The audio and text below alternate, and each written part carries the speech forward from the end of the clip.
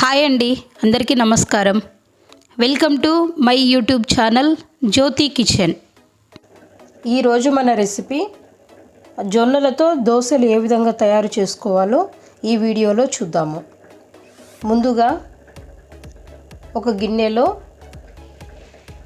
2 కప్పుల జొన్నలు, అందులోనే శనగపప్పు, మెంతులను వేసుకొని శుభ్రంగా కడుక్కొని ఉదయం 6 గంటల నుంచి సాయంత్రం 6 గంటల వరకు ఈ జొన్నలను నానబెట్టుకోవాలి.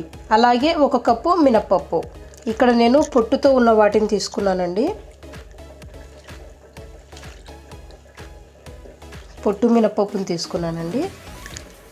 వీటిని మిక్సీ జార్లోకి వేసుకునేటప్పుడు మరొకసారి శుభ్రంగా కడుక్కొని మిక్సీ జార్లోకి తీసుకోవాలి. ఒక్కసారి శుభ్రంగా కడిగి మిక్సీ జార్లోకి వేసుకుందాం. జొన్నలను ఈ విధంగా శుభ్రంగా కడిగి పక్కన ఉంచుకోవాలి.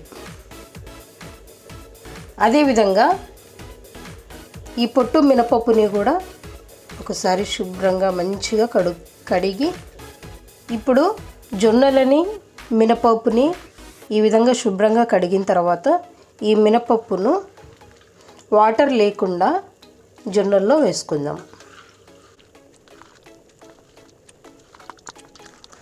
తర్వాత ఈ మినపప్పును ఈ జొన్నల్లోకి బాగా మిక్స్ అయ్యే విధంగా కలుపుకోవాలి. ఈ విధంగా మంచిగా కలుపుకోవాలి. చూశారు కదండి, జొన్నలు, పచ్చిశనగపప్పు, మెంతులు అన్నీ ఈ విధంగా బాగా కలిసాయి. ఇప్పుడు ఒక మిక్సీ గిన్నె తీసుకొని అందులోకి తగినన్ని జొన్నల్ని వేసుకోవాలి. మిక్సీ వేసుకోవడానికి తగినన్ని మంచినీళ్ళు,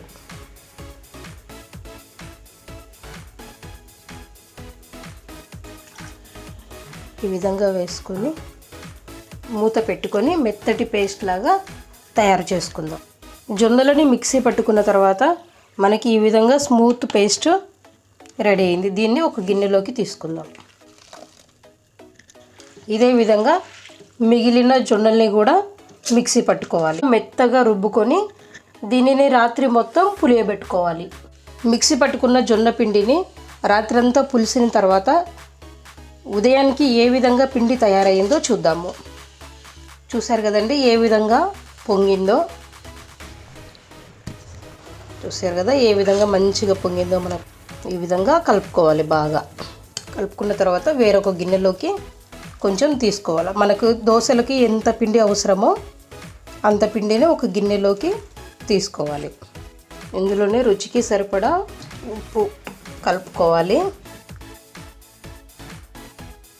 కొంచెం తగినన్ని నీళ్ళు వేసుకొని ఈ విధంగా లూజ్గా కలుపుకోవాలి.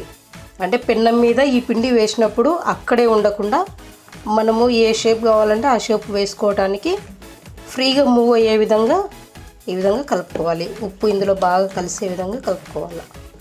ఇప్పుడు దోశని ఏ విధంగా వేసుకోవాలో చూద్దాము. ముందుగా స్టవ్ వెలిగించుకొని దాని మీద దోశల పెన్నం పెట్టుకోవాలి. పెన్నం వేడయిన తర్వాత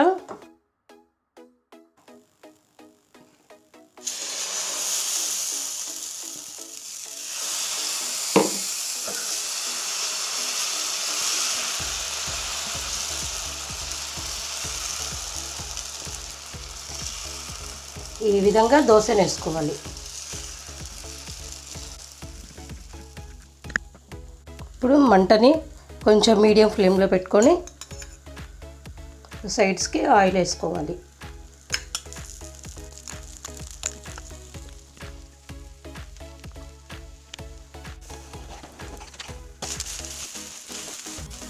రోస్ట్గా కాల్చుకోవాలంటే కొంచెం రెడ్గా అయ్యేంత వరకు వెయిట్ చేయాలి. లేదనుకుంటే వేసిన ఒక 2-3 సెకండ్లకే దోశని తిప్పేసుకుంటే మనకు మెత్తగా వస్తుంది దోశ.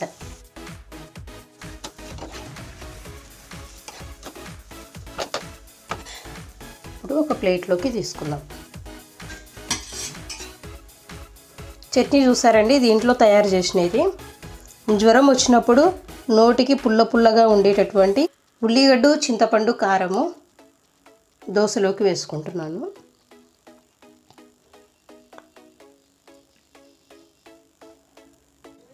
ఈ ఉల్లిగడ్డ చింతపండు కారంతో పాటు పచ్చిమిరపకాయల కారం. ఈరోజు జొన్న దోశతో ఉల్లిగడ్డ చింతపండు కారము అలాగే పచ్చిమిరపకాయల కారంతో ఈరోజు నేను టేస్ట్ చేస్తున్నానండి. ఈ 2 చట్నీలతో జొన్న దోశను టేస్ట్ చేస్తే ఉంటుంది. నోటికి చాలా కమ్మగా చాలా హాయిగా ఉంటుందండి. కావాలంటే మీరు కూడా ఒకసారి ట్రై చేయండి. ఈ వీడియో కనుక మీకు నచ్చినట్లయితే ఈరోజే జ్యోతి మీసా అనే యూట్యూబ్ ఛానల్ని సబ్స్క్రైబ్ చేసుకోండి. లైక్ చేయడం మాత్రం మర్చిపోవద్దు. మీ ఫ్రెండ్స్కి కూడా షేర్ చేయండి. త్వరలోనే ఈ ఉల్లిగడ్డ టొమాటో పచ్చడి అలాగే పచ్చిమిర్చి పచ్చడి ఏ విధంగా తయారు చేయాలో నేను నెక్స్ట్ వీడియోలో మీకు తెలియజేస్తాను. Thanks for watching.